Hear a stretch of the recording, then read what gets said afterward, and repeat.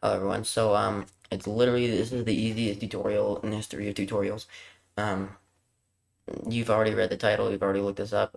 It's as easy as going into your file explorer, going to GTA 5, your GTA 5 directory that is, scrolling down until you see d input 8.dll file. Just right click it.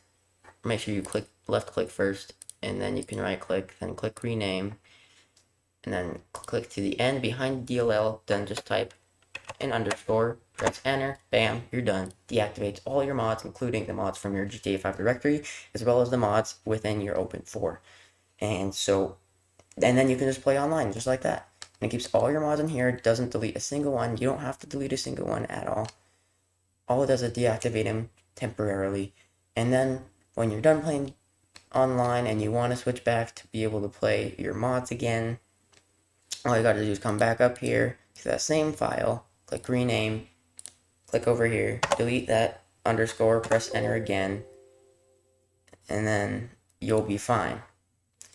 And then it will revert it back to enable your mods. So all your mods will be re-enabled again, and you can play with your mods again. And it doesn't delete a single file, and you don't have to do what I always thought you had to do, which was start create an entirely vanilla GTA 5 folder and have literally two, which is just a waste of space.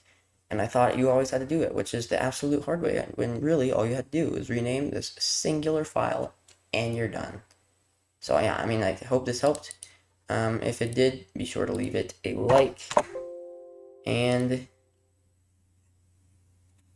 if you'd like to see more or get notified for future videos, just click that subscribe button and click the bell icon and you can get notified. It's absolutely free.